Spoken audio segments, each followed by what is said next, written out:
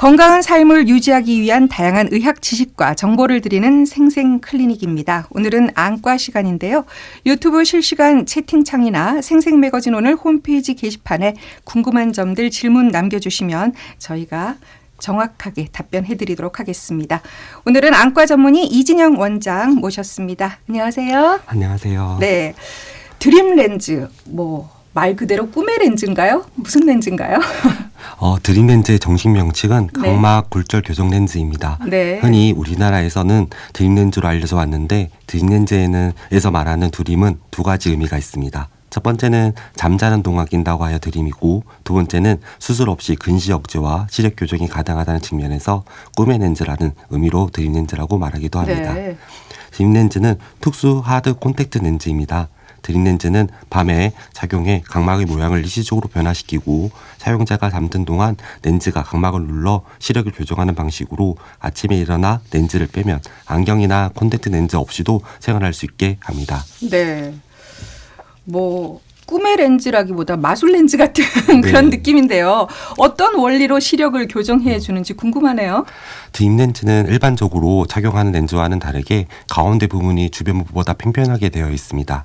렌즈의 팽팽한 부분이 각막 중심 부위를 눌러 각막의 모양을 마치 레이저 시력 교정술을 받은 각막과 흡사하게 만들어 주어 자기 전에 렌즈를 착용하고, 아침에 렌즈를 제거하면 자는 동안 팽팽해진 각막에 의해 낮 동안 좋은 시력을 유지할 수 있습니다. 그래서 시력 교정 수술을 받지 않고도 동일한 효과를 받을 수 있게 만들지만, 렌즈 착용을 중단하면 각막은 다시 원래의 상태로 돌아가고 시력도 이전 상태로 복귀합니다. 그래서 드림 렌즈는 영구적인 교정이 아닌 일시적인 시력 교정 장치이기 때문에 지속적인 착용이 필요합니다. 네. 앞서 설명 가운데 드림 렌즈는 하드 콘택트 렌즈다 이런 말씀하셨어요. 그럼 안경과는 크게 어떤 점이 다른 건가요? 최근 어린 나이부터 스마트폰 사용이 늘고 컴퓨터, 독서, TV를 시청하는 아이들이 늘면서 빠르게 안경을 착용하는 아이들이 늘고 있습니다. 네. 안경은 가장 일반적이고 쉽게 접근할 수 있는 시력 교정 방법입니다. 착용과 관리가 간단하고 부작용이 적습니다. 네. 하지만 스포츠나 야외활동 시 불편하며 어린아이들의 경우 분실이나 파손 가능성이 높습니다. 반면 드림 렌즈는 밤에 착용하는 것만으로 안경 없이도 시력을 개선할 수 있고 근시의 진행 속도를 억제할 수 있는 효과가 있습니다. 드림 렌즈가 안경에 비해 여러 장점이 많지만, 그렇다고 모든 사람들이 안경 대신 드림 렌즈를 통해 시력 교정이 가능한 것은 아닙니다. 안경은 근시, 원시, 난시와 같은 모든 굴절 이상을 교정할 수 있는 장점이 있지만, 드림 렌즈는 고도 근시, 고도 난시, 원시에 대한 교정 효과는 떨어집니다. 네. 드림 렌즈의 장점이 많다. 하지만 모든 그 시력 이상의 적용되는 것은 아니다. 그런 말씀이신데, 구체적으로 그 드림 렌즈의 장단점들을 좀 살펴볼까요? 가장 큰 장점은 낮 동안 안경이나 콘택트 렌즈를 착용하지 않고도 좋은 시력을 유지할 수 있다는 점입니다. 이는 특히 운동을 많이 하거나 야외 활동이 많은 어린이와 청소년들에게 매우 유의합니다. 네. 안경이나 일반 콘택트 렌즈는 스포츠 활동 중 쉽게 손상되거나 땀이나 먼지로 인해 불편함을 초래할 수 있습니다. 하지만 드림 렌즈는 이러한 불편을 없애주며 일상생활에서 자유롭게 활동할 수 있도록 도와줍니다. 네. 또한 드림 렌즈는 시력 교정 수술을 받기에는 아이가 어린 학생들에게 가장 적합한 대안입니다. 드림 렌즈는 비수술적 방법이기 때문에 안정성의 면에서도 긍정적인 평가를 받고 있습니다. 또 드림 렌즈는 단순히 시력 교정하는 것뿐만 아니라 근시가 더 심해지는 것을 억제하는 데 도움을 줍니다. 연구에 따르면 드림 렌즈를 착용한 어린이들은 일반 안경을 착용한 어린이들에 비해 근시 진행 속도가 40에서 60% 느려질 수 있다고 보고되고 있습니다. 마지막으로 다른 렌즈들과 달리 잠잘 때만 착용하는 렌즈로 분실 위험이 적고 그만큼 관리하기가 편리합니다. 네.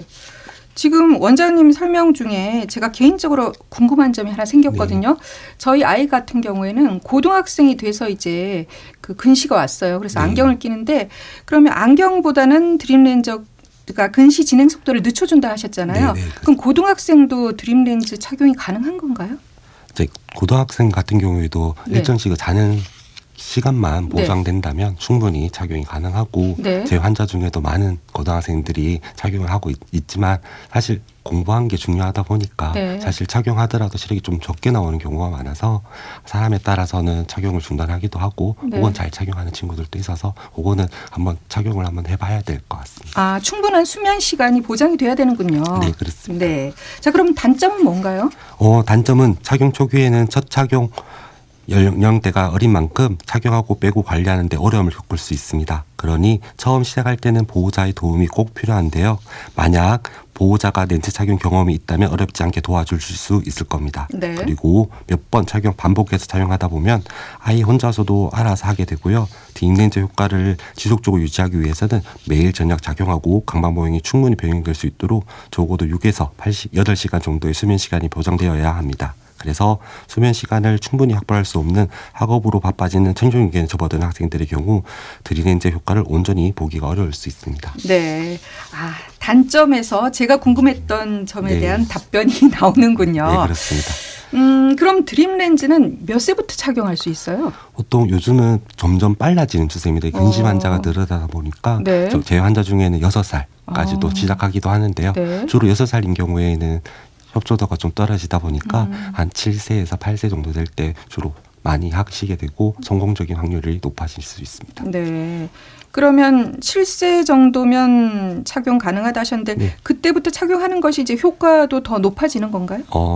이제 교정 효과조도 정말 네. 좋을 뿐만 아니라 근시 초기에 착용하는 게 교정적인 효과, 교정할 수 있는 효과도 훨씬 좋고 네. 또 장기간 착용할 수 있을 뿐만 아니라 근시 억제 효과도 훨씬 더 좋은 거로 보고되고 있습니다. 네, 그렇군요. 근데 근시를 이제 단순히 굴절의 정도에 따라 뭐 시력이 떨어지는 정도로만 생각했는데, 그 이상으로 이제 눈 건강을 해치는 원인이 되는군요. 네, 그렇습니다. 네. 근시 진행 위험성에 대해 잘 모르는 경우 그냥 안경만 끼면 된다고 알고 있거나 혹은 어릴 때 안경이나 렌즈를 착용하다가 성인이 되었을 때 스마일 같은 시력 교정 수술을 하면 된다고 생각하는 경우가 있는데요. 네. 그러나 과거 근시에 대한 연구가 적었던 시절과 달리 근시로 인해 발생하는 눈의 여러 가지 질환들이 연구된 지금은 이와 같은 인식들이 바뀌게 되었습니다. 우선 근시는 성장기 때 눈의 앞뒤 길이, 즉 안축장 길이의 증가가 가장 큰 원인으로 밝혀져 있습니다. 안축장이 길어지면 성인이 되었을 때 시신경이나 망막의 두께가 얇아지면서 퇴행성 질환들의 발병률이 높아질 수 있습니다. 이러한 퇴행성 질환들에는 시신경에 발생하는 녹내장성 질환이나 망막에 발생하는 황반변성, 주변부 망막 찢김 등이 있는데 이러한 질환들은 발병 시 중대하고 영구적인 시력 장애를 일으킬 수 있고 고도근시로 진행될수록 발병률이 매우 높아진다는 측면에서 드림렌즈 착용 등 성장기 근시 진행을 최대한 억제시키는 조치가 필요합니다. 네. 자, 그럼 드림 렌즈를 착용하기로 결정이 됐다면 착용 전에 어떤 점들을 좀 주의해야 합니까? 드림렌즈 착용은 나이에 상관없이 사용할 수 있지만 어느 정도 아이의 협조가 필요하기 때문에 보통 7세 이후에는 시도를 해볼 수 있습니다. 네. 아이의 눈 상태와 성장 속도에 따라 착용 시기는 달라질 수 있습니다. 드림렌즈의 관리는 손을 깨끗이 씻고 렌즈를 만지는 것이 중요합니다. 렌즈를 착용 후에는 손으로 눈을 만지지 않도록 주의해야 하며 렌즈 내부에 이물질이 없는지 수시로 점검해야 합니다. 네. 사용 후에는 반드시 소독 용액으로 세척하고 정해진 보관 방법대로 보관합니다. 또한 정기적으로 안과 검진을 받고 렌즈의 적합성을 확인해야 합니다. 이러한 관리 방법을 통해 효과를 극대화하고 부작용을 예방할 수 있습니다. 드림렌즈 착용 시간은 일반적으로 매일 6시간에서 8시간 정도의 착용이 권장됩니다. 그리고 드림렌즈는 가능하면 잠들기 직전에 착용하는 것을 권장합니다. 드림렌즈는 렌즈 특성상 특수하게 제작되었기 때문에 각막을 누르는 힘이 다른 렌즈와는 다릅니다. 그래서 낮이나 일상생활을 할 때의 눈이 상태에 맞게 조정된 것이 아니고 잘 때 눈꺼풀에 덮는 압력 등 모든 것을 고려하여 설계되었는데 드림렌즈를 끼고 잠들기 전 스마트폰을 만지거나 TV를 보거나 하면서 눈을 깜빡이면서 각막에 영향을 줄 수 있습니다. 부득이한 경우 단시간 활동을 하는 건 피할 수 없겠지만 드림렌즈를 끼고 장시간 눈을 뜨고 활동하는 것은 추천하지 않습니다. 그렇군요. 보통 이제 안경 착용하는 경우 안경 도수를 한 1년에 한 번 정도 점검하지 않습니까? 네, 그렇습니다. 드림 렌즈 역시 뭐 1년에 한 번 정도 검진을 가면 될까요? 보통 드림 렌즈는 각막에 상처나 이런 네. 게 있는지 확인을 해야 되고 네. 렌즈가 안 맞는 경우에는 다른 불편함이 많이 요기될 수 있기 때문에 6개월에 한 번 정도 경과를 보고 있습니다. 그렇군요. 자, 이렇게 장점이 많은 드림 렌즈지만 맞지 않는 경우도 있지 않겠습니까? 착용하기 전에 뭐 어떤 검사들이 필요한가요? 착용 전에는 안축장의 길이, 각막 지형도, 각막 곡률, 시력 측정 등이 필요합니다. 이러한 검사를 통해 각 개인에게 맞는 렌즈를 선택할 수 있습니다. 이러한 검사를 통해 개인에게 적절한 맞춤형 렌즈로 시력 교정 효과를 극대화하실 수 있고, 최근 고도 근시용 렌즈나 난시용 렌즈가 소개되어 드림 렌즈를 착용할 수 있는 굴절 범위가 점점 늘고 있습니다. 네. 저도 뭐 렌즈를 착용해봤지만 관리가 굉장히 중요한데 드림 렌즈는 또 어린아이들이 착용을 하기 때문에 부모님이 관리에 좀 네. 신경을 써주셔야겠어요. 네. 어떻게 관리를 해야 하나요? 드림 렌즈는 일반적인 소프트 콘택트 렌즈 외에 섬수율이 낮고 오염물에 침착이 잘 되지 않는 재질의 특성으로 일반적으로 각막 감염 유발 가능성이 상대적으로 적습니다. 하지만 부주의한 관리로 각막 상피 미란, 각막 신생혈관, 간연성 각막염 등의 다양한 합병증이 발생할 수 있으므로 드림 렌즈 착용 전 렌즈와 렌즈 관리용품의 취급 방법을 정확하게 숙지하고 사용하여야 합니다. 드림 렌즈의 수명은 보통 2년 정도며 관리 상태와 근시 진행 정도에 따라 일찍 교체해야 할 수도 있습니다. 그리고 렌즈 사용 중 문제 발생 시 착용을 일시 중지하고 담당 안과 전문의와 상의하며 정해진 정기 점진은 꼭 받도록 해야 합니다. 네. 자, 오늘 드림 렌즈에 대해서 알아봤는데 청취자 여러분의 질문을 미리 좀 받아봤습니다. 그 가운데 질문을 제가 대신 드리자면 그 잠버릇이 심한데 드림 렌즈를 끼고 뭐 엎드려 잔다던가 자다가 눈을 막 비빈다던가 그래도 괜찮은지 물어보셨어요. 드림 렌즈를 착용했다면 가능하면 똑바로 누운 자세에서 자는 것이 가장 이상적입니다. 몸을 뒤척이고 움직이는 것이 렌즈 착용에 영향을 주지는 않지만 주로 엎드려서 자는 경향이라면 눈에 압력이 가해져 좋지 않을 수 있기 때문에 피하는 것이 좋습니다. 눈을 비비는 행동도 되도록 지양해야 합니다. 만약 자는 도중 심하게 비벼 렌즈가 각막 중심부를 이탈하는 경우가 드물게 있는데 이 경우 평소처럼 렌즈를 뺀 후 다시 제대로 착용하시면 됩니다. 만약 아침에 일어나 알게 되었다면 그대로 제거하시면 됩니다. 착용 중 눈을 비비거나 몸부분 힘으로 렌즈가 등 뒤쪽으로 넘어가는 일은 절대 없으니 안심하셔도 됩니다. 네. 그리고 이제 드림 렌즈 원리가 이제 각막을 이렇게 누른다고 하셨잖아요. 네. 그럼 안압에 영향을 주지 않을까 걱정하시는 분도 있더라고요. 드림 렌즈 착용하는 기간 동안 안압을 측정하면 착용 전보다 안압이 낮게 나오는 것을 볼 수 있습니다. 네. 이건 드림 렌즈의 평평한 중심 부분이 각막의 중심을 눌러 이렇게 되면 중심부 각막이 드림 렌즈 착용 전보다 미세하게 얇아집니다.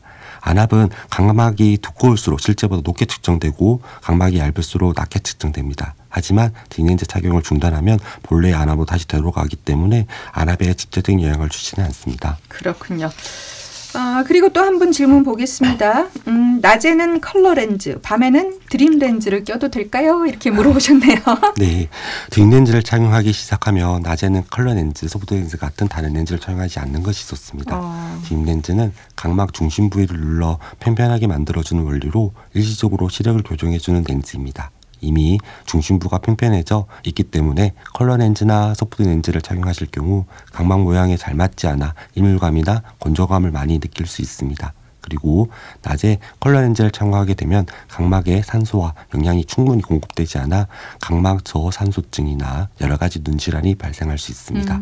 우리 눈의 각막은 무혈관 조직이기 때문에 산소 공급이 매우 중요한데 하루 종일 눈에 렌즈에 덮여 있는 상태가 되면 산소 공급이 원활하게 이루어지지 않게 됩니다. 그래서 눈 건강을 위해 드림 렌즈는 수면 시 6시간에서 8시간 착용하시고 낮 시간에 다른 렌즈 착용하지 않는 것이 좋습니다. 네, 낮에 활동할 때 선글라스는 끼는 거는 괜찮죠? 네, 괜찮습니다. 네, 자 오늘 드림 렌즈에 대해서 자세히 알아봤는데요. 우리 원장님 청취자 여러분께 마지막으로 전하고 싶은 말씀 있으시다면요? 네, 성장기 아이들의 근시를 방치할 경우 어떤 질환으로 이어질 수 있는지 그 위험성을 아는 것이 우선 중요합니다. 또 나중에 아이가 성장해서 시력 교정 수술을 받고 싶더라도 고도 근시가 많이 진행된 경우 수술에 제약이 생길 수 있습니다. 이를 예방하기 위해 성장기 동안 드림 렌즈를 통한 근시 진행 억제의 중요성을 알 수 있는 좋은 기회가 되었으면 좋겠습니다.